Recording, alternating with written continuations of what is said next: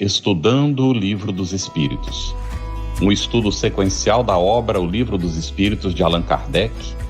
Essa é a nossa forma de transmitir esperança, conhecimento e alegria.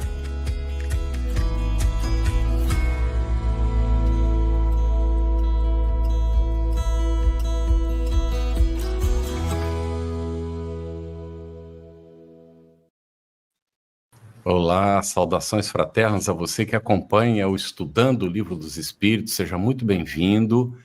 Nós damos as boas-vindas também a Cris Drux, com quem nós dividimos aqui a responsabilidade da condução, e hoje nós temos dois novos convidados, a Rita de Cássia da Silveira Cordeiro, que é trabalhadora do Centro Espírita Fé, Amor e Caridade, é o CEFAC de Blumenau, Santa Catarina, é facilitadora de estudos do ESG, Estudo Sistematizado da Doutrina Espírita e das Obras Básicas. Também é palestrante, coordenadora de estudos da 4ª Unidade Regional Espírita, a 4ª URI da Federação Espírita Catarinense, e é coordenadora da área de estudo da Vice-Presidência de Estudo, Comunicação e Artes da Federação Espírita Catarinense. E Carlos Lacerda, que é trabalhador da FEB na evangelização e área da mediunidade, e é responsável também pela área de captação de recursos. Nós agradecemos aos nossos parceiros de transmissão simultânea, que sempre faz o sinal chegar mais longe e alcançar mais pessoas, não é, Cris? É isso. E hoje, Carlos, nós estamos dando seguimento aí para um momento de conclusão, né? Dá aquele aperto no coração, mas sabemos que vai continuar, né? A gente vai continuar se debruçando sobre os estudos. Vem uma próxima obra aí, a Gênese, mas hoje nós trataremos sobre a conclusão, né? Faremos um fechamento, um estudo da conclusão do Livro dos Espíritos, examinando os itens 7º a 9º. E aí, no item 7º, a gente quer inaugurar logo contigo, Carlos. No item 7º da conclusão, Allan Kardec afirma assim: o Espiritismo se apresenta sob 3 aspectos diferentes. Quais são eles e que tipo de adeptos tem o Espiritismo? Carlos Fernando. Boa noite, queridos amigos que nos assistem, Carlos, Cris e Rita, nossos colegas aqui. É um prazer enorme nós estarmos juntos, né? Estudando, aprendendo em conjunto essa obra que é o início de tudo, né? É o começo. Pois bem, a conclusão, ela, como é o Livro dos Espíritos, mas de uma forma muito sui generis, ela traz um aspecto muito filosófico, né, no sentido de autoconhecimento, de realmente resgatar do ser aquela prática de se autoconhecer e praticar as virtudes. Provavelmente por isso, quando Allan Kardec faz essa parte no item 7º, ele coloca realmente três tipos de pessoas pela prática mesmo que foram se tornando adeptos da doutrina. Os primeiros seriam aqueles que estão vinculados realmente às manifestações espirituais, que chama no primeiro momento, né, a comunicabilidade dos espíritos, a forma como eles se manifestam, o tipo de manifestação, se ter visualização, enfim, os efeitos ali, a forma como os espíritos se comunicam. No primeiro momento é isso. No sentido até de consequência dessa caminhada, quando a pessoa quer passar por uma segunda fase, ou seja, um segundo tipo desses 3 adeptos, seriam justamente aqueles que enxergam, além dessas manifestações, um conhecimento moral, uma aplicabilidade dessas ideias no dia a dia, né? Então, eles enxergam que existe por trás dessa manifestação uma inteligência ali, um conteúdo capaz realmente de trazer uma diferença, ao menos na maneira de pensar. Kardec é muito discreto com relação a essa forma de enxergar.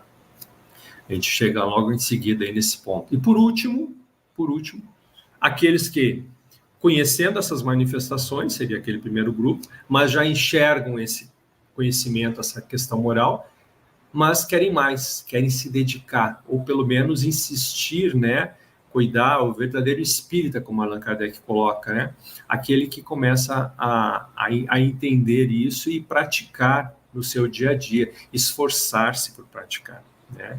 Interessante que Kardec nessa visão, ele não distingue apenas para este efeito, que tem um efeito muito grande no próprio movimento, né, na própria obra da codificação, mas que todos eles são importantes, porque Kardec tem aquela visão muito universal, aquela visão muito de mudança do mundo. Então, desde o primeiro, aquele que enxerga apenas e se sensibiliza apenas pela questão física, pela questão do fenômeno, né, da manifestação espiritual, mas todos, e é claro, até aquele que se coloca ali no momento de ter uma atitude, né, com relação a esses fenômenos, de identificar essa mensagem espiritual e colocar em prática aquela mensagem que os espíritos trazem com relação à mudança interior, à prática das virtudes, todos eles são importantes, porque todos eles trazem uma mudança.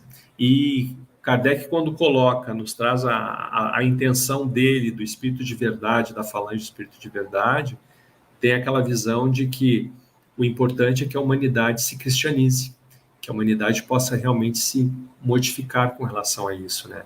Então, no sentido bem direto, essas três classes, né, de adeptos da doutrina que Allan Kardec nos coloca.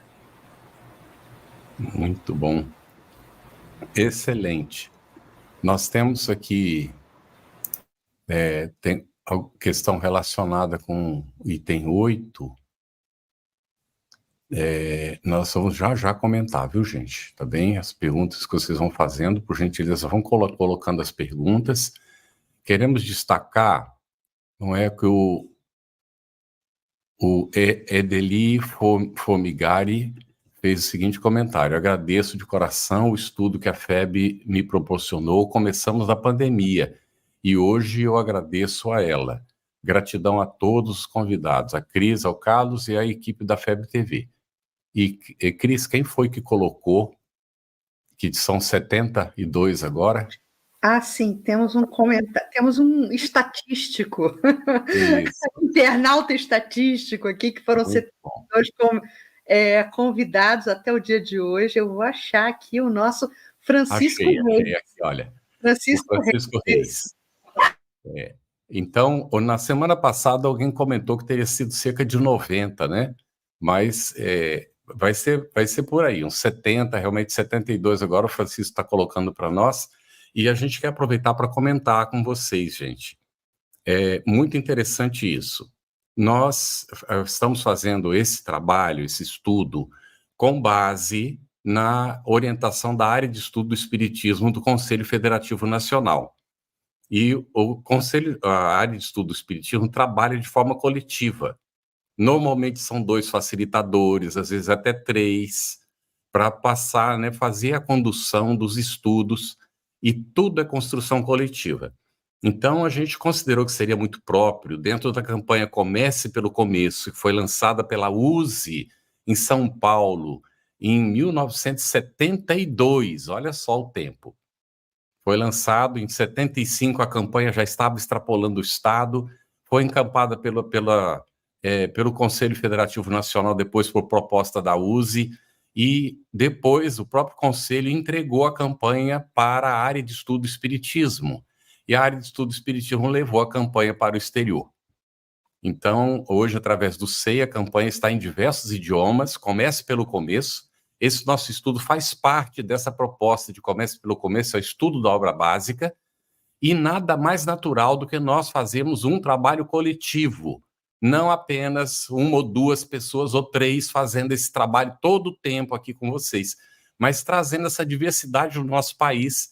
Nós temos valores, trabalhadores nas instituições espíritas que às vezes não têm uma oportunidade de se manifestar e tem um conhecimento, um cabedal acumulado, né? Como vocês têm visto aí, olha, 72 convidados, se a estatística do Francisco está correta, nós não contamos não, viu, Francisco? Agradecemos muito que você tenha feito essa estatística aí. Então... a Selva tá... Carlos, desculpe te cortar, mas tem um outro número aqui contabilizado. A Selva está dizendo que Selma Braseiro, ela contou 95. De qualquer maneira, ratifica o que você está falando. É trabalho conjunto, é trabalho coletivo. Então, aqui, ó, a Selva colocou que ela contou 95. Na semana passada, alguém colocou que era 92, mas nós já tivemos também outros convidados, né? Na semana passada mesmo e hoje Nós são 2 novos convidados que a gente tem satisfação de receber aqui. Então, é só esse comentário para a gente estar atentos a isso. É um trabalho coletivo e de construção e observar, gente. Às vezes nós temos valores do nosso centro espírita que a gente não, vamos ser redundantes, valoriza de fato. São pessoas trabalhadoras, dedicadas, estudiosas, que têm todo um potencial e que a gente, às vezes, não valoriza. Então, vamos valorizar os nossos trabalhadores do movimento espírita, porque espiritismo é obra coletiva. Nasceu do trabalho conjunto de encarnados e desencarnados e uma pleiade de médiuns e de espíritos, todo mundo trabalhando em conjunto, sob o comando de quem? O espírito de verdade. Então, vamos dar continuidade a isso, todos muito bem-vindos, por isso as suas perguntas, comentários são muito importantes aqui. E nós vamos fazer agora, então, a pergunta para a Rita, dando continuidade. Como Kardec classifica os adversários do espiritismo, Rita, nesse item 7 da conclusão? Vamos lá, então. Boa noite, né, primeiramente. Boa noite a todos os que estão nos acompanhando aqui. Agradecimento ao convite, muito bom conhecer o companheiro Carlos Fernando, que estou conhecendo agora, Campete, Cris pessoalmente, já conhecia pela telinha, e é muito, muito bom estar aqui neste estudo tão importante para nós, né? A minha mãe costuma dizer que o Livro dos Espíritos é um manual de sobrevivência da reencarnação, parafraseando uma grande amiga dela que falava isso, né? Manual de sobrevivência da nossa reencarnação. Então, é onde tudo começa, e é muito importante a gente estudar ele de ponta a ponta. E por isso que esse estudo da conclusão ele é fundamental, né? A gente estuda a introdução, passa pelas perguntas e vamos compreender a conclusão, porque tudo que Kardec deixou aqui, sob o amparo da espiritualidade superior, é fundamental. E Kardec sempre teve essa preocupação é muito interessante, acolher e esclarecer os adversários do espiritismo. Kardec nunca apontou o dedo no sentido de condenar e julgar, mas na sua forma de raciocínio lógico e de forma didática e para orientar, ele sempre se preocupou com os adeptos e com os adversários, porque o espiritismo era algo novo, inclusive para ele, Kardec. Então, havia essa necessidade de equilibrar os pratos, de analisar, de ponderar, para que todos pudessem ter voz e, ao mesmo tempo, ouvirem, da parte de Kardec, os esclarecimentos. Então, como é que ele vai aí classificar esses adversários, né?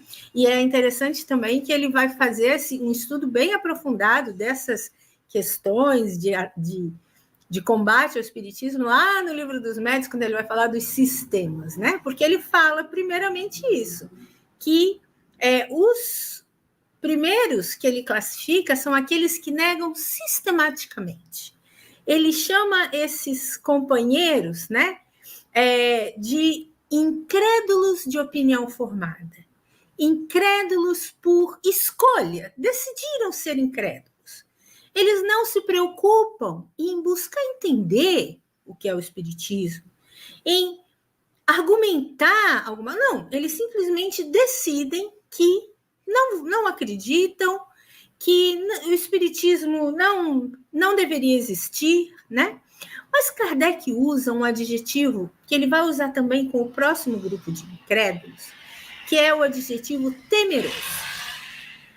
Ele mostra que esses incrédulos, por opção, eles têm medo de admitir que não têm razão.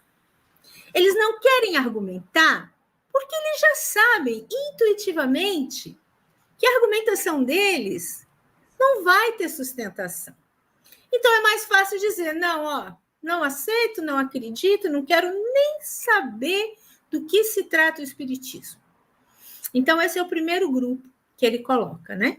Mas ele coloca muito importante isso, o medo de reconhecer que não tem razão, que realmente o espiritismo tem toda uma comprovação, né? Isso vem do orgulho. A gente já entende isso. O segundo grupo, ele também vai se referir a eles com relação ao temor, porque são aqueles que pensam sobre o espiritismo, pensam sobre a realidade dos fatos, mas sabe por que eles os combatem? Porque ele tem medo da consequência. Porque o espiritismo vem fazer o quê? Ele vem nos modificar internamente. Ele vem nos tirar daquela zona de conforto para a gente poder crescer. Porque não existe crescimento na zona de conforto. E a gente sabe que não tem conforto quando a gente cresce. Para a gente crescer, para a gente se melhorar, para a gente ir adiante, a gente necessita sair do degrau mais baixo para o degrau mais alto, dobrar o joelhinho, esforçar o músculo, não é assim? Então não existe mudança se a gente não se movimentar. E aí, o segundo grupo, ele chama do grupo que, temendo as consequências, atacam o espiritismo como se o espiritismo fosse inimigo deles mesmos. Buscam, de certa forma, tentar provar que não pode ser assim. Porque senão eles vão ter que se modificar. E aí é interessante que o terceiro grupo vai ser uma especialização do segundo, que compreende e entende que precisa mudar, mas essa mudança para eles é extremamente dolorosa. E eles reconhecendo, eles dizem, não sou capaz, então prefiro não ser adepto do espiritismo.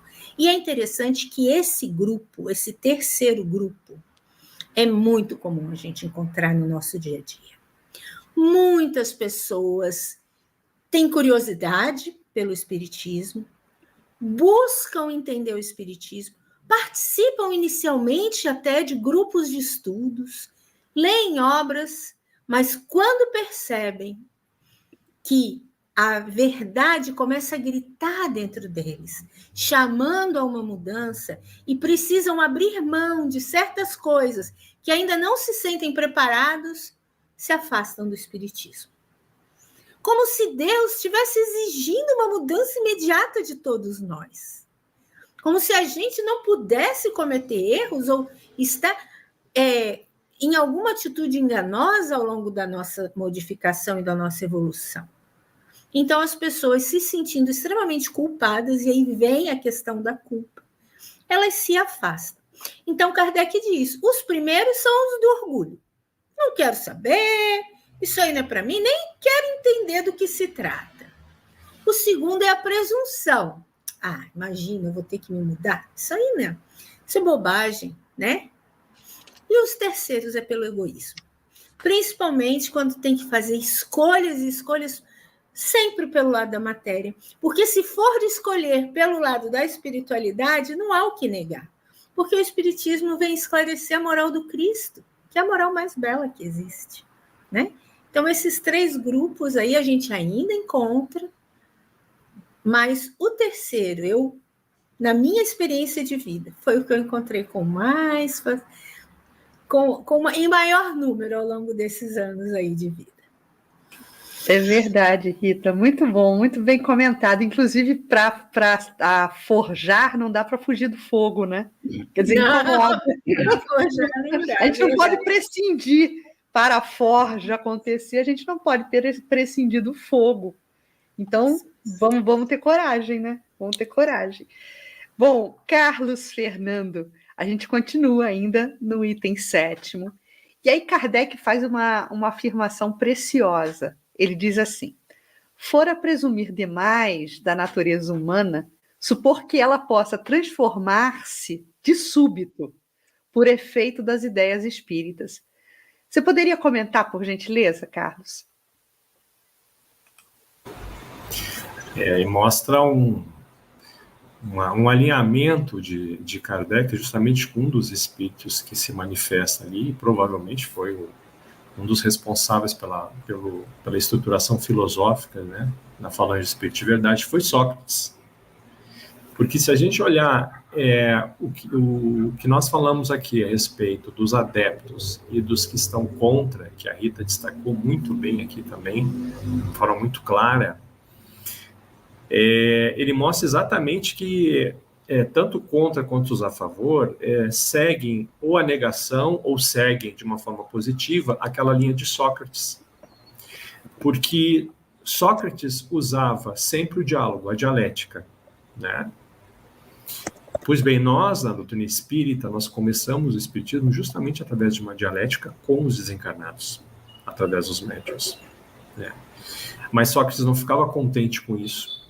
Quando ele faz a estruturação do pensamento filosófico, além da dialética, ele parte para um outro ponto, que é enxergar as repercussões para que a pessoa pudesse desenvolver as suas virtudes, que é justamente aquela parte em que as pessoas reconhecem ou não, ou negam, né, a importância desse pensamento, a importância dessa doutrina, das repercussões que ela tem. E, por último, Sócrates convida que a virtude fosse colocada, então, em prática, que a pessoa agora, através do diálogo, conseguiu entender, enxergar, bom, então vamos partir para a virtude, para criar a virtude, né? Para desenvolvê-las dentro de nós. Ou não, como algumas pessoas pelo egoísmo, que a Rita destacou aqui tão bem para nós, que realmente eu acho que é a parte mais difícil do ser humano, porque mexe justamente com o ego, né? É o mais complicadinho aí nesse sentido. Pois bem, Kardec enxergando isso, vendo, sabendo que o ser humano demora, que não é de uma hora para outra, da noite para o dia, ele coloca exatamente que seria esperar muito da humanidade, Cris, que nós tivéssemos, esperar muito dessa natureza humana, que nós pudéssemos nos transformar de súbito, mesmo com essa doutrina, né? Porque, claro, porque isso demora, isso é trabalho, isso é forja, isso é o cisalhar da pedra, a pedra bruta, transformando ela em polida, né? É nesse sentido que Kardec coloca. E que isso demora tempo. Tempo também porque as pessoas são diferentes. Cada um no seu tempo, cada um do seu jeito, cada um de sua forma, como ele coloca ali. Porém, todas, por menores que sejam as mudanças, né, são importantíssimas para a humanidade, segue Allan Kardec, porque vai ajudar a trabalhar algo muito importante que até os dias de hoje, vide os desafios na saúde mental, os desafios emocionais, enfim, que a gente tem na humanidade, que é o materialismo. Então, por mais diminutos que sejam os desafios, ou que a pessoa conseguiu transformar em virtudes, são importantíssimos para que o materialismo possa, né? Porque o materialismo ficou o tempo inteiro na obra da codificação ali em cima, foi o zagueiro em cima de Allan Kardec, dos espíritos. E até hoje, né? Até hoje nós temos isso. Então, com isso, Allan Kardec enxerga a necessidade de trabalho do ser humano, né? E isso ficou tão claro que até mesmo na continuidade, quando Leon Denis coloca, seguindo os passos de Allan Kardec, o problema do ser, né, do destino e da dor, ele coloca exatamente isso, que o progresso da alma, ele é lento, ele é passo a passo, ele precisa de uma caminhada, né? Leon Denis continua, ratifica isso nesse trabalho filosófico. Então, essa presunção, realmente, Allan Kardec enxerga que não poderíamos ter essa expectativa, melhor dizendo, né? Mas a expectativa de esperar, como Sócrates mesmo teve, né, durante seu trabalho aqui na Terra, de trabalhar lentamente, trabalhando esses princípios dentro de si, para que a gente pudesse realmente desenvolver em algum momento, não vou dizer nem a virtude, mas a virtudezinha, né? Já é um passo, né? Já é sair daquela zona de conforto, parafraseando aqui a nossa querida Rita, que colocou anteriormente. Muito bom. Excelente mesmo. Nós temos um comentário da Rosilene. Ela diz assim: eu comecei o estudo na pandemia e estava em um momento muito difícil. Foi através dos estudos que consegui superar, pois comecei a ler mais e estudar, pesquisar. Só gratidão. Gratidão também da nossa parte, Rosilene, pelo comentário. E a Rosilene faz uma pergunta, gente. Coloca aí, por gentileza, Gigi, para nós, gostaria de saber como eu faço para contribuir para o canal. A pessoa quer, né, fazer uma contribuição. A Rosilene, no caso, está perguntando, alguém mais pode ter essa ideia? A gente, inclusive, faz essa campanha, né, gente? A FEB TV, ela não vende assinatura, ela não faz programa específico, ela faz programa para todo mundo, e quando a gente faz uma contribuição, aqueles que podem contribuem, eles estão ajudando aquele que não pode contribuir a ver também o mesmo programa que a gente está vendo. Então fica bastante socializado, e a gente fica agradecido, viu, Rosilene, pela contribuição. Quem puder fazer, não é, a sua doação será muito bem-vindo, porque tem uma equipe de profissionais que trabalha o tempo todo, né, produzindo, né, no estúdio e mantendo a qualidade do trabalho que a gente está fazendo, tá bem? E o Carlos Campos, ele fez um comentário aqui, conforme o relato da Rita, Kardec afirma na Revista Espírita de janeiro de 1858, neste espaço discutiremos, mas não disputaremos. Isso. O Espiritismo não disputa com ninguém, não é? E aí nós temos aqui da Kátia Maria Pereira, Allan Kardec codificou de forma inteligente, harmônica e didática essas obras básicas que são de extrema importância para nós, espíritos imortais. Gente, nós precisamos valorizar isso, viu? Nós temos o privilégio de ter tido um codificador que foi discípulo de Pestalozzi, pedagogo profundo, que entendeu o aspecto espiritual quando ele, cientista na época, não é? Conseguiu alcançar e ser o instrumento do Espírito de verdade para a codificação do Espiritismo, que é o Consolador prometido que Jesus prometeu conforme o registro de João. Tem mais comentários aqui, tem perguntas, daqui a pouquinho a gente chega ali. Rita, nossa quarta pergunta finalizando esse item 7, depois vai ter uma pergunta que a Cris vai fazer, que foi colocada também pelo Carlos, nós estamos com vários Carlos hoje aqui, o Carlos Campos. Então, Rita, como é para os que compreendem o espiritismo filosófico? Kardec fala aqui das consequências, não é? Isso, exatamente, né? Agora a gente vai adentrar aí esse processo de transformação, né?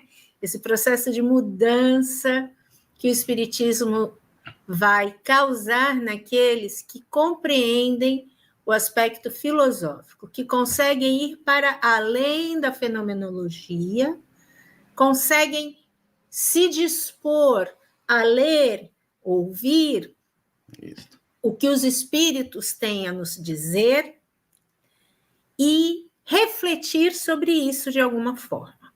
Então, o que acontece, né, com o espírita que se dispõe a adentrar esse caminho? Então, a primeira coisa que Kardec vai destacar, que é fato, é o desenvolvimento da religiosidade, do sentimento real de ligação com Deus, de encontrar aquela fé raciocinada, aquela fé que tem, além da compreensão da amorosidade do Pai, entende a lógica dessa amorosidade, entende que para tudo há um bom fim, e que se não está bom é porque não chegou ao fim. Nenhum de nós está fadado ao sofrimento. Então, essa mudança é a primeira que Kardec destaca aqui. Esse sentimento vai dar a esse indivíduo, e aí somos qualquer um de nós, precisamos entender que Kardec, nesse momento, está falando muito diretamente ao nosso coração. Ele dá a cada um de nós, primeiro, a noção de que a morte é um processo e, portanto, não se deve valorizar a morte, e sim a vida. Então, Kardec vai dizer que existe um desprezo pela morte. Mas quando Kardec registra ali na obra a palavra desprezo pela morte, ele explica muito bem. Não porque a pessoa queira morrer, o que ela acha que, então tá bom, então eu morro. Não, não é nesse sentido. É no sentido de que não é para valorizar tanto a morte. Entender que a morte é o início para a vida espiritual. Ela é o encerramento de uma etapa e que nos leva a uma vida melhor. E isso faz com que o espírita, que entende essa parte filosófica, dê mais valor, inclusive, à própria reencarnação. Ele entenda que deste processo aqui, de como ele lida com este processo aqui, é que, ao encerrar esse processo na sua vida verdadeira, que é fora do corpo físico, ele será mais ou menos feliz. Então, o espírita, aquele que entende esse fundamento filosófico, ele já não vai mais temer a morte, ele não vai mais se queixar dos sofrimentos, porque ele sabe que, passando pelos seus desafios, superando os seus desafios, ele terá um estado melhor. E o segundo efeito, ele é decorrente desse primeiro, que é a compreensão, então, de que todo desafio, aqui Kardec chama de vicissitudes da vida, todos os desafios postos, eles são etapas desse nosso caminho, dessa nossa subida. Eles são a prática que a gente faz para se tornar mais forte, para ficar mais saudável espiritualmente, da mesma maneira que a gente pratica os exercícios físicos e a gente cuida para estar saudável fisicamente, a aceitação desses desafios morais pelos quais a gente passa, esses desafios da vida, faz com que a gente se torne mais forte espiritualmente. E esses dois perfis, e aí é muito importante a gente falar isso, ainda mais nesta época em que vem se fazendo tanta campanha em relação à valorização da vida, esses perfis de entendimento que leva a maior religiosidade e a maior aceitação dos desafios da vida, faz que o homem não queira finalizar a própria vida. Faz com que o homem entenda que é preciso viver em abundância para que se possa, então, ao encerrar o processo reencarnatório, colher também abundância. Então, o espírita que entende o aspecto filosófico, ele não quer mais reclamar dos seus problemas, ele se torna mais compreensivo com as suas próprias dificuldades, ele passa a valorizar mais o seu processo reencarnatório e não deseja mais ele acabar com a oportunidade magnífica que lhe foi dada por amor. E uma terceira característica que Kardec vai trazer a respeito dessa compreensão filosófica é a compreensão de que o futuro depende de nós. Então, por isso, a gente passa a entender que o outro também está passando pelo mesmo processo. Que todos nós estamos passando pelo mesmo processo. E aí a gente aprende a estender a mão e a compreender melhor o outro, e não a estender a mão para julgar o outro. A gente passa a buscar se relacionar melhor com o outro nessa tentativa de melhorar o nosso futuro. E aí é interessante que Kardec coloca que esse terceiro efeito é certamente o mais difícil da gente trabalhar. Por quê? Porque ele vai mexer profundamente com o egoísmo que está enraizado em nós. Ele vai fazer com que a gente deixe de olhar só para si, para a gente entender que é através do outro que a gente vai ser feliz, que é através do outro que a gente vai conseguir superar as dificuldades. Então, com certeza, é o mais difícil, mas aquele que entende essa base filosófica do Espiritismo, que nos aproxima de Deus, que não há coisa melhor para nós do que nos reaproximarmos de Deus, dá ao Espírito essa convicção de aceitar as dificuldades e de estender a mão para o companheiro com quem ele está reencarnando nesse mundo. Esteja próximo dele, esteja distante, ter um olhar sempre de compreensão, de perdão, de benevolência e indulgência para com o outro, como nos ensinou Jesus. Muito bom, Rita. E aí a gente se lembra, né, que estamos falando aqui de um tríplice aspecto doutrinário. E é doutrina exatamente por isso, porque traz esse escopo de tríplice aspecto: ciência, filosofia e religião. Né? Kardec foi muito cuidadoso nessa apresentação, porque ele não estava apresentando uma religião nova. Aliás, ele foi um garimpeiro da verdade, né? Ele inaugura uma nova era, que é a era do espírito. E nessa inauguração ele traz esse combo, né? Esse tríplice aspecto de doutrina, e daí por que doutrina?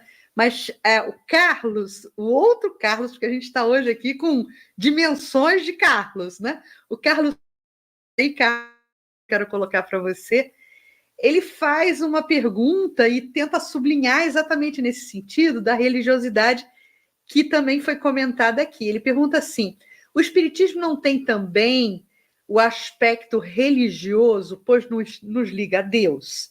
Conforme a primeira pergunta do Livro dos Espíritos. Então, Carlos Fernando, por favor, ratifica aí essa questão para a gente.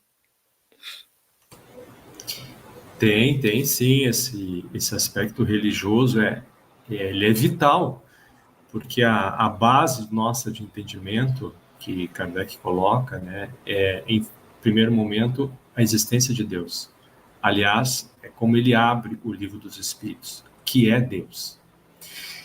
E o sentido de religião que Kardec coloca aí é aquela religião profunda de religação, do religare. Porque, novamente, a luta pelo materialismo é até hoje que a gente tem. Porque quantas coisas no mundo, né, ainda, até hoje, 2024, de guerras, invasões, suicídios, fome, né, doenças, às vezes por uma ausência de revolução sanitária, de uma assistência sanitária, as dificuldades de educação no mundo, né, são questões gerais que nós temos, é porque nós temos uma dificuldade ainda de entendermos Deus. Então, o que o Tocaio Carlos, né, trouxe aí é em função justamente desse religare, porque o primeiro momento em que, pelo Espiritismo, Kardec consegue nos trazer isso, que no momento em que nós, primeiro, nos reconectamos com Deus, a religião com Ele.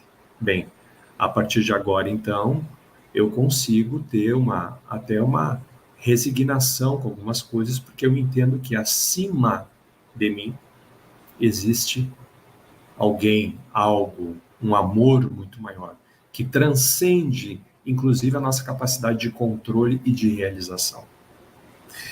Quando o ser humano entende que acima dele existe este ser de benevolência, de amor, de uma misericórdia infinita que a gente não consegue entender, porque a gente não tem essa capacidade ainda, mas nós já estamos religados com ele, bem, nós temos uma aceitação.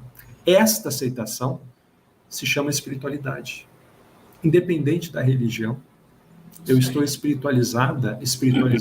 Aconteça o que acontecer, a gente sabe que ou estamos com a anuência dele, ou estamos com a proteção dele, isso vai passar, isso vai acontecer. Ele sabe.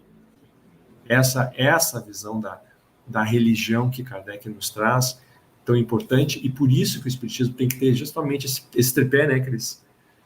Porque a religião precisa ter essa base sólida de religião, filosofia e ciência, para a gente poder enxergar tudo isso que está acontecendo, não só no mundo, mas principalmente dentro da gente, né? Para a gente enxergar esse turbilhão de coisas do nosso ser, né?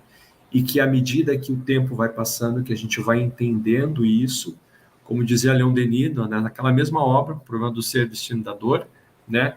O ser humano consegue a liberdade, ele consegue ser livre quando ele entende e compreende as leis divinas. Aí nós temos um conceito realmente de liberdade, a liberdade humana. Quando a gente entende que existem essas leis, Deus permeando tudo e todos. Muito bom, excelente. É muito interessante, né, que esse aspecto moral destacado por Kardec e que nos leva a esse sentimento de religiosidade, ele vem justamente romper com aquele aspecto tradicional da religião, dos dogmas, dos paramentos, das liturgias, das representações sacerdotais, e nos liberta, né, para a conversa direta com Deus, como Jesus propôs quando lhe perguntaram, não é? Como o Senhor nos ensinaria a orar? Ensina-nos a orar, não é? Os discípulos é que pedem. E ele vai começar, Pai nosso que estás nos céus. Ou seja, todo filho pode dirigir-se diretamente ao Criador e não precisa de intermediário. Essa é a grande libertação que o Espiritismo traz, porque é a religião natural, aquela proposta pelo Cristo, sem necessidade dos paramentos, das liturgias, dos rituais todos, não é? Então, é libertador. E é tão interessante que Kardec termina o item 7 comentando assim: a abnegação da personalidade constitui sinal de grandiosíssimo progresso.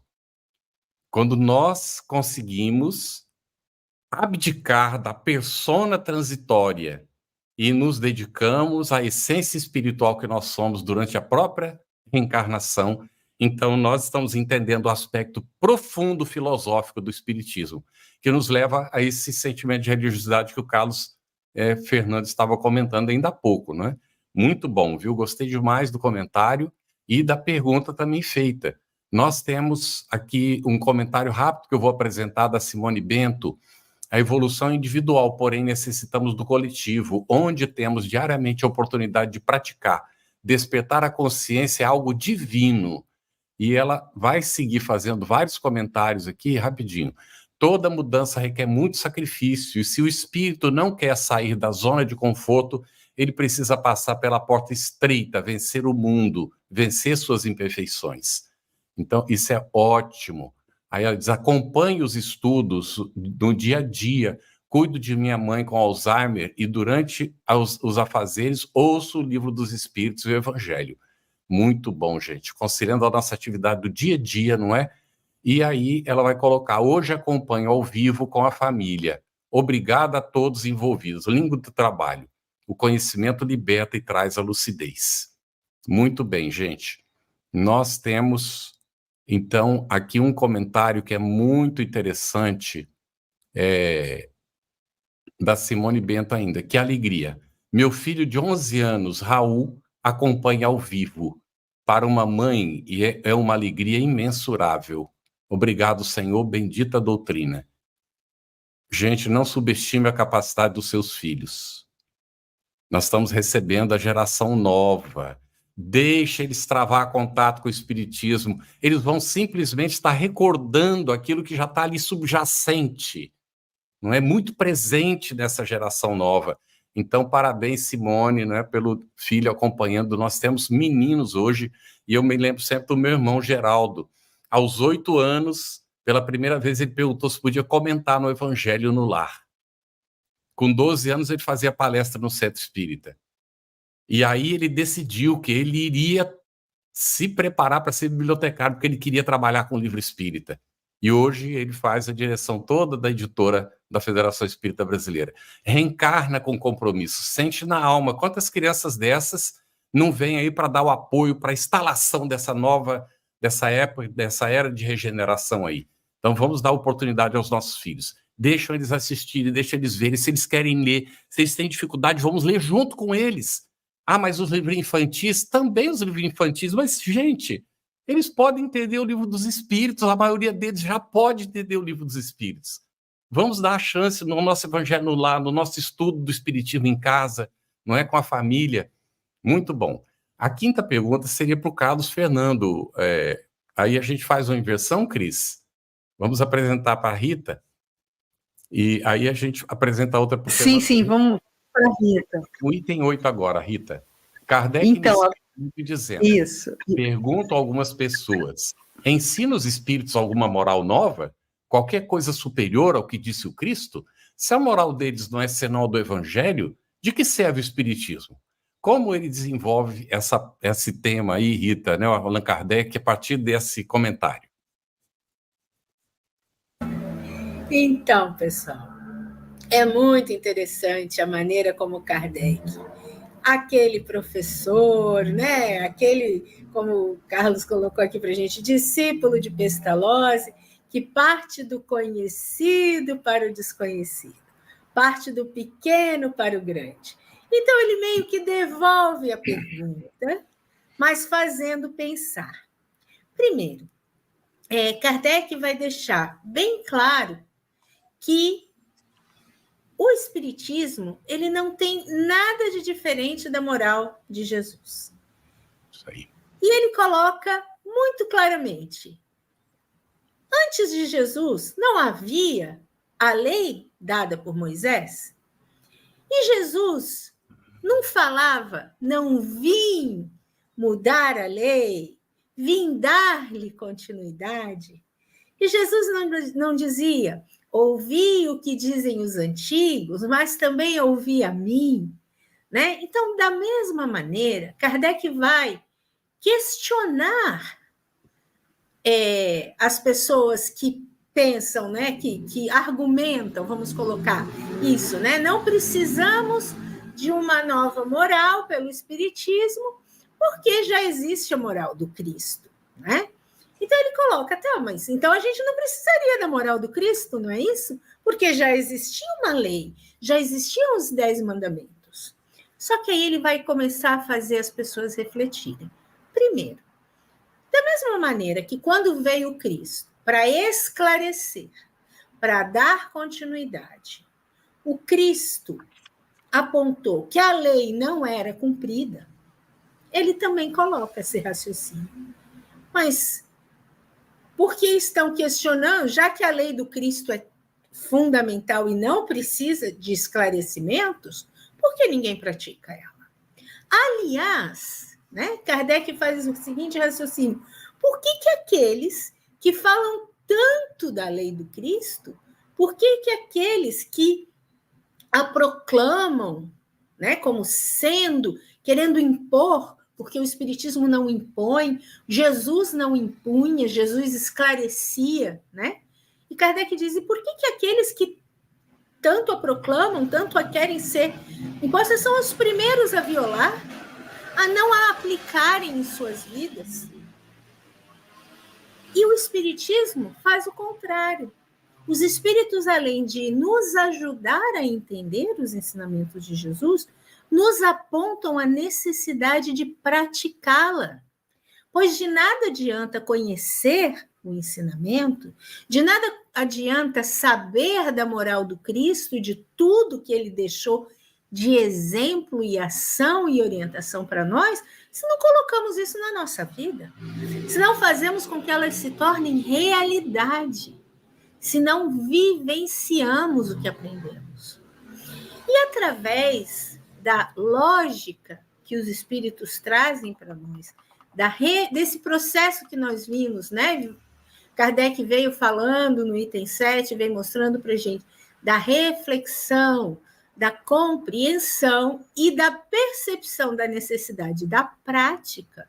O Espiritismo nos ajuda a remover tudo que é alegoria, tudo que é desnecessário, todos aqueles rituais, todas aquelas coisas única e exclusivamente materiais e no sentido de mostrar para o outro. Não é isso a moral de Jesus. A moral de Jesus, ela é para dentro de nós. O que o outro vai ver é a nossa modificação. Então, Kardec, de uma maneira muito didática, ele começa a questionar esse raciocínio de que não precisaria.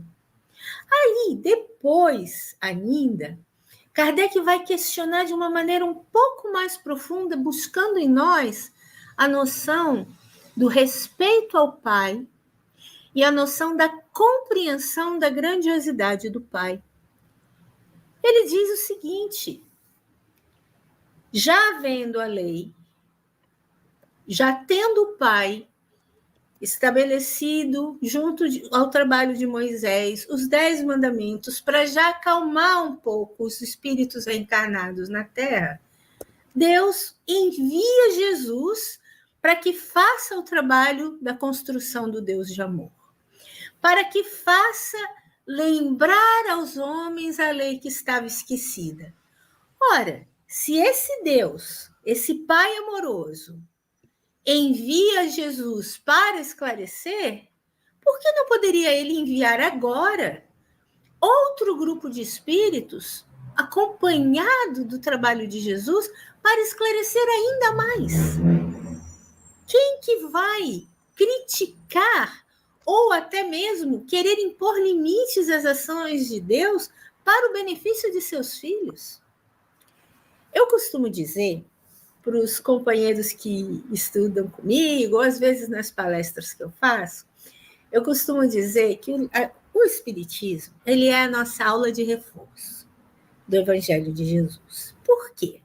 Porque assim como os alunos na escola, que estão cabulando a aula quando deviam estar na sala de aula, que estão olhando outras coisas em vez de prestar atenção na lição, nós, espíritos, quando o grande mestre esteve aqui conosco, para trazer esse esclarecimento todo, a gente estava fazendo essas mesmas coisas. A gente nem indo à escola, quiçá estava. A gente estava completamente desligado de tudo. Mas a gente evolui. E nesse processo evolutivo, chega um momento em que a gente percebe a necessidade da lição. Infelizmente, pela dor, pelo sofrimento, né? Por não querer mais que as dificuldades sejam tão grandiosas, por querer superar os desafios. Então, a gente tem, como Jesus prometeu no Evangelho de João registrado, o Consolador. Ele disse, ele deixou claro para nós que viria novamente através do Consolador prometido. E ele vos dirá tudo que já tenho dito e que ainda precisa ser dito. Então, o Espiritismo é essa aula de reforço para nós. Ele não é uma contraposição à moral de Jesus. Ele é o esclarecimento, porque no nosso processo evolutivo, a gente facilmente desenvolveu o aspecto da inteligência, porque ela está mais ligada ao nosso ego, a gente mais facilmente cresce, né, nesse aspecto da inteligência, mas a gente sempre deixa a moral de lado. Então, Deus, na sua sabedoria imensa, o que ele faz conosco? Faz que a gente raciocine. Use, então, essa asa que já está desenvolvida para chegar na convicção de que agora a gente tem que desenvolver a moral. Então, é dessa forma, amigos, que Kardec vai se opor, ou vai pelo menos mostrar que essa ideia de que o Espiritismo está querendo trazer uma moral diferente da do Cristo, ela é ilusória, ela é enganosa. Hoje em dia, ainda, muitas pessoas ainda não sabem ou não entendem que o Espiritismo é o cristianismo redivivo. Mas quando elas decidem verdadeiramente compreender o Espiritismo, elas encontram Jesus, elas encontram os evangelhos, né? Então, nós temos hoje aí o estudo do Evangelho redivivo, né? O próprio Kardec se debruçou sobre todos os evangelhos e construiu toda essa obra maravilhosa que é o Evangelho segundo o Espiritismo, que nos esclarece moralmente. Então, esse trabalho que Kardec deixa claro para nós aqui é que Espiritismo e cristianismo são a mesma coisa. Estamos falando de segmento, né, Rita? Recuperando aqui um termo que eu gosto muito, que Leodenis adota no livro Depois da Morte, a doutrina secreta. Então, o Espiritismo, 2 pontos, a doutrina secreta, que antes era secreta só para os iniciados, e a gente está falando da verdade maior, e ele vem traduzir dentro de um escopo consolador, libertador, a doutrina secreta das civilizações antigas, passando pelo Egito, pela Índia, pela Pérsia, pela Grécia, por Roma, enfim, é a culminância desse entendimento, né, dessa essência da verdade. Mas, Carlos, isso foi uma introdução para minha provocação agora para você, que a gente vai continuar se debruçando sobre esse item. Se Jesus veio mostrar aos homens o caminho do verdadeiro bem, por que foi necessário, então, o surgimento do Espiritismo?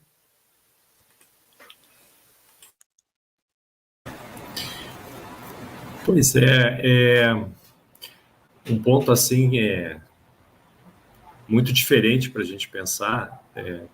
Primeiro porque se a gente olhar, né, e provavelmente Kardec naquele seu trabalho todo já enxergou muito melhor, muito mais amplamente do que nós, que Jesus veio, nos trouxe o caminho do verdadeiro bem, mas ainda estamos longe deste caminho.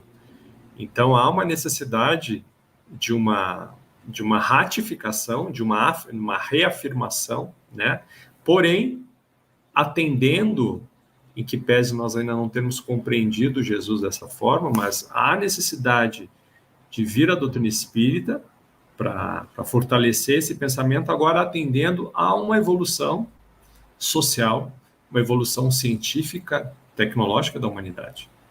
De tal forma que quando Jesus em Lucas, né, promete que eu vos enviarei um Consolador prometido, porque vós não tendes condições de suportar muita coisa que eu teria para dizer agora, né, justamente por conta disso, porque a nossa evolução agora nos permite enxergar isso, né, enxergar esse cristianismo realmente, inclusive com a simplicidade, redivivo, né, Cris? Com a simplicidade que ele precisa ser visto. Que o cristianismo, para ser realmente compreendido, nós somos convidados a enxergá-lo realmente com muita simplicidade, né? Despojando o coração. Herculano Pires, inclusive, dizia isso, que o cristianismo traz uma simplicidade perigosa, né? Porque a simplicidade, ela converte, nos toca a alma, toca as nossas dores, né? Jesus, nessa maneira que, tocando nas nossas dores, vendo a nossa necessidade, consegue alimentar a alma. E aí a gente consegue ver hoje, né, entender hoje, que naquela época não conseguimos entender, um singelo exemplo, que nós precisamos alimentar a alma da mesma forma que precisamos alimentar o físico. Hoje nós temos essa fome espiritual, essa necessidade espiritual.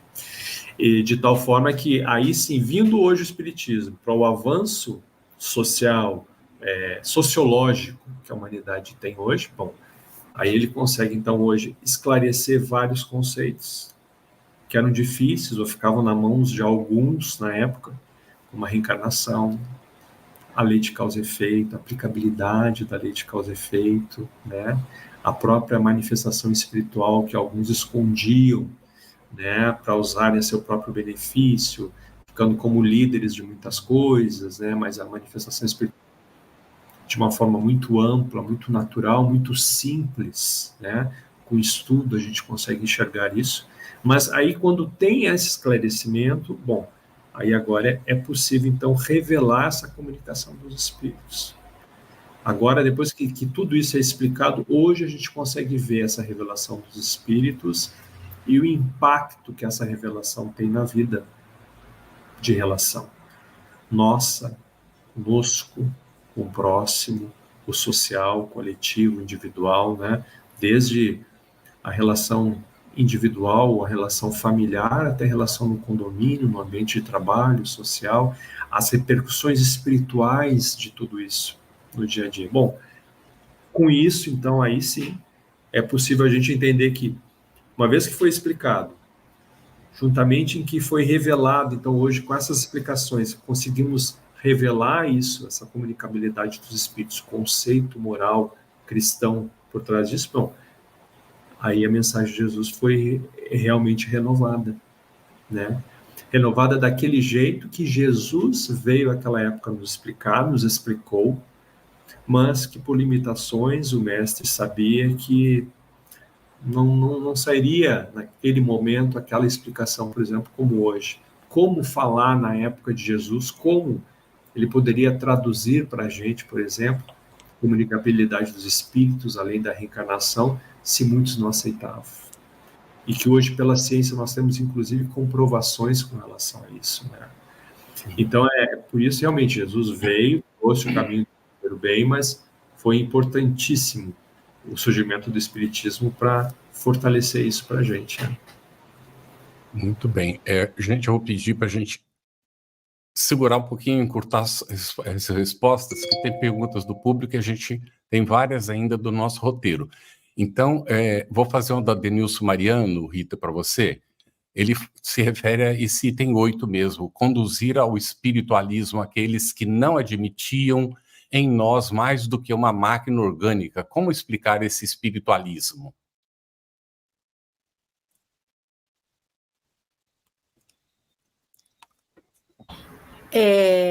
Quando Kardec traz para nós essa certeza, né?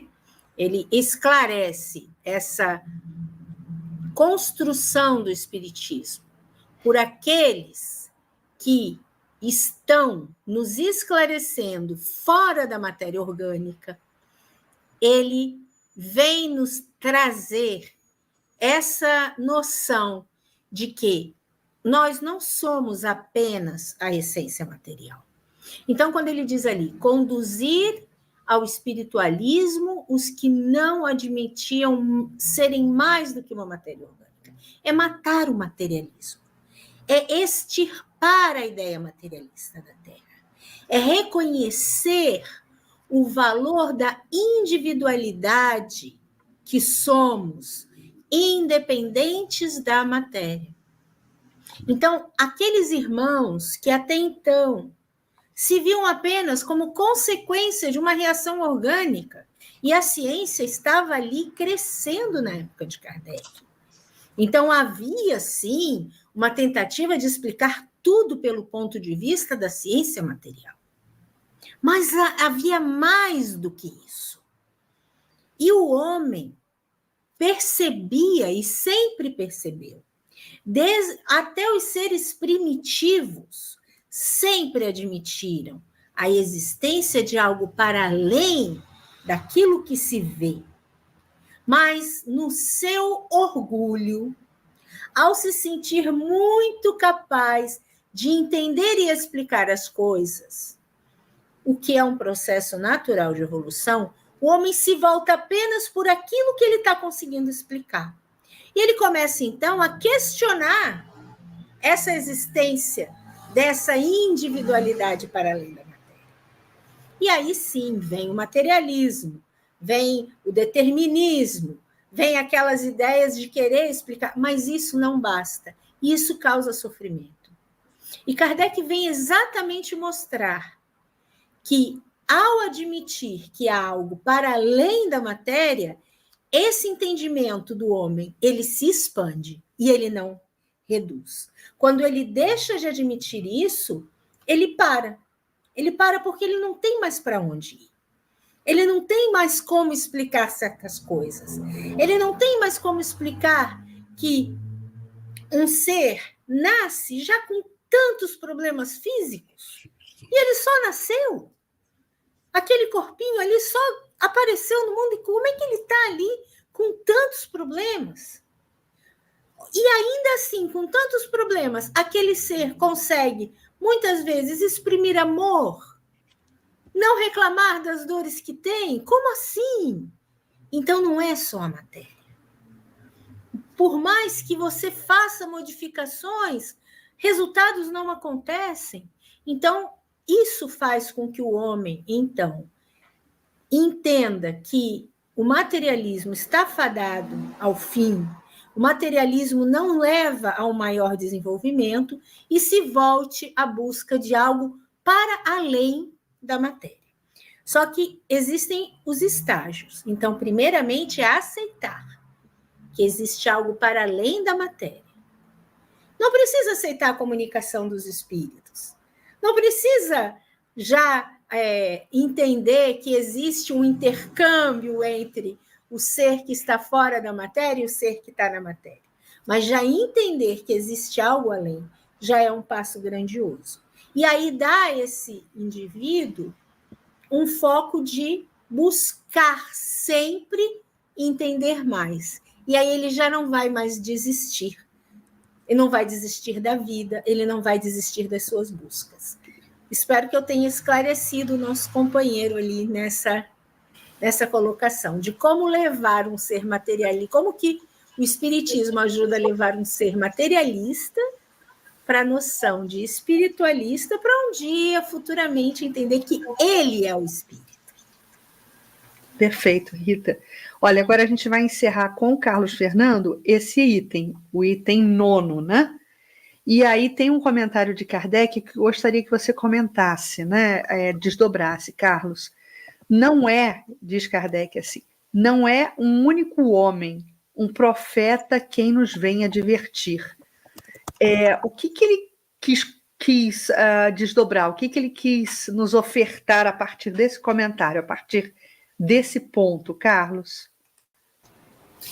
A importância, né, de enxergarmos e constatar, aceitarmos que toda essa doutrina ela vem de uma espiritualidade e que não é de uma única pessoa, que não existe um ponto central nesse sentido de um personalismo, né? Do mesmo jeito, por exemplo, em que, usando 2 exemplos rapidamente que cada um coloca ali, que o microscópio, né, nos abriu uma lente para olharmos e descobrirmos coisas no microcosmo, né, no micro-universo, e o telescópio no macro-universo. O Espiritismo também traz, como essas lentes, nos traz uma realidade em que a gente também, como no micro e no macro, a gente estava se acotovelando no meio de planetas, no meio de estrelas, de seres, de microscópio, no meio de espíritos, né? Porém, o papel importante disso é que vem de uma ordem superior e que os médiuns, em que pese, é claro, a dedicação, a importância com relação a isso, mas não existe um personalismo. Quando você estava trazendo esse ponto, Cris, eu lembrei muito daquele livro, editado pela nossa FEB também, Cartas de Chico Xavier, professor Eli Caldas Schubert, né? Do Chico para Wanteu de Freitas durante 27 anos, em que aquelas obras muito sólidas, como de André Luiz, de Emmanuel, aqueles espíritos de Parnaso Além Túmulo, aquele choque inicial, aquele trabalho todo, Chico recebia, submetia também a apreciação, um trabalho em conjunto da FEB de Wanteu de Freitas, que trazia por correio na época, a gente está falando aqui da década de 40, 50, mas é um trabalho de ida e volta, de conversa, do Espírito Emmanuel contribuir, Wanteu de Freitas trazendo isso, Ismael, né, o Gomes de Braga também junto ali, trabalhando com eles, enfim, não é o médium. É uma dedicação para o Cristo. Então, nós somos convidados, com essa parte filosófica da doutrina espírita, também a darmos o nosso melhor, nos anularmos o nosso ego, darmos o nosso melhor para o Cristo, né? Sabendo que existe uma confiança, pegarmos na mão dessa espiritualidade, porque existe uma confiança de que tudo ocorre através deles, eles sabem, e que a gente apenas tem que agradecer a oportunidade de estarmos juntos, de trabalharmos um pouquinho ali a nossa presença física, né, que se faz necessária nesse mundo de relação da materialidade aqui, dos encarnados, mas que nunca será o médium, nunca será um personalismo, mas é uma obra do Cristo e dessa falange do Espírito de verdade. Muito bom. Nós estamos com o nosso tempo bastante apertadinho, Cris, nós vamos deixar o item 9 para a semana que vem, tá bem? Sim. Então, sim. Nós temos aqui algumas perguntas do nosso público, rapidinho, né, dos nossos participantes. Primeiro, a Dinaí perguntou qual é o autor do próximo livro, A Gênese. Não tem autor, Dinaí. O livro é codificado por Allan Kardec. Então, é uma obra coletiva dos espíritos com Allan Kardec. Então, ele não se atribui a autoria, ele se atribui à codificação. É a reunião dos conceitos, apesar de que é o livro em que ele mais traz a contribuição da lavra dele, não é? Mas está como autor Allan Kardec, apesar de que ele é o codificador, tá bem, Ednair? Bem, nós temos aqui, então, uma pergunta, vamos ver, que está relacionada com... Ainda, Carlos, posso propor, para que você Sim. responda. Bruno Pitanga, já que a gente está falando da Gênese, né, que vem a ser a última obra do Pentateuco, existe uma sequência, Bruno Pitanga, existe uma sequência recomendada para o estudo do Pentateuco? Isso. Aí a gente já colocou no passado, Bruno, né? E a sequência normal o Livro dos Espíritos foi o primeiro, 18 de abril de 1857. Aí vem o Livro dos Médiuns, o Evangelho segundo o Espiritismo, o Céu e o Inferno, a Gênese. Mas Allan Kardec também escreveu o que é o Espiritismo, que vale a pena quem não tem uma noção ler primeiro, inclusive antes do Livro dos Espíritos, o que é o Espiritismo. E tem 12 volumes da Revista Espírita, que são da lavra do próprio codificador, que muita gente não costuma ler, mas que são textos importantíssimos e que nós estudaremos também aqui, os 12 volumes da Revista Espírita, tá bem? Então, essa é a sequência, vamos tirar aqui, e vamos fazer a pergunta agora, então, para a Rita. Rita, precisamos ser muito estritos na resposta. O mundo de regeneração fará estreitar a relação entre o mundo físico e o espiritual? Muito estrita? Totalmente, Completamente, Edna. não é? Completamente, Edna. Por quê? Isso aí. Só para você entender. O que é a regeneração? Significa que estamos todos bons? Não. Significa que já não queremos mais o mal. Significa que queremos apenas buscar o acerto. E que já reconhecemos a nossa espiritualidade, já reconhecemos a nossa responsabilidade, já sabemos o processo como se dá. Então, sim, estaremos mais conectados com a espiritualidade superior que só vem para nos ajudar, que está perto de nós para nos orientar. E com os irmãozinhos que ainda não compreendem, estaremos numa postura de benevolência, de oração, de desejar que eles encontrem o caminho como nós estamos buscando encontrar o nosso. Reconhece-se o verdadeiro espírita e o espírito reencarnado com o desejo de se tornar um homem bom, aquele que faz o esforço para se modificar, que faz o esforço para dominar as tendências más que ainda traz. E nós, no mundo de regeneração, estaremos ainda mais esforçados, que é isso que vai fazer com que a nossa vibração melhore, que a vibração do nosso planeta melhore. Então, sim, estaremos mais próximos. Bem, vamos então rapidamente fechar isso aqui. Gostaria de saber como eu faço. Já foi. O Bruno fez um comentário aqui. Comecei a assistir esse estudo do Livro dos Espíritos no meio de 2023 e vim maratonando nos horários disponíveis. Essa é a minha primeira vez ao vivo. Quero agradecer a todos vocês que tornaram possível. Muito bem, Bruno. Muito bem-vindo, não é? E vou responder essa última pergunta para a gente fechar, Cris.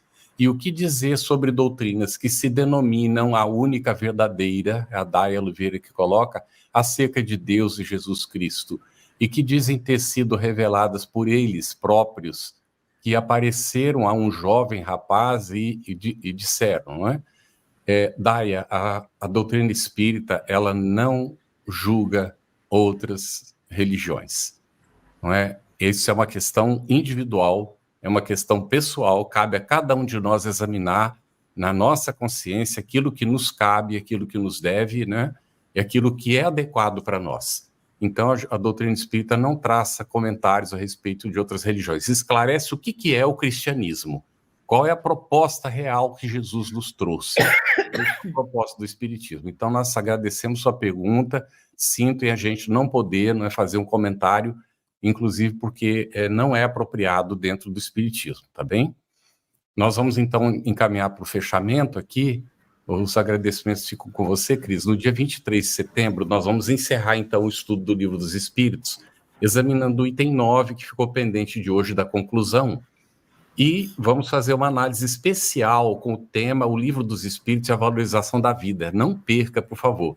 Veja o fechamento da conclusão e um bate-papo, uma conversa que nós vamos ter a presença do presidente Jorge Godinho Barreto Neri e do nosso querido...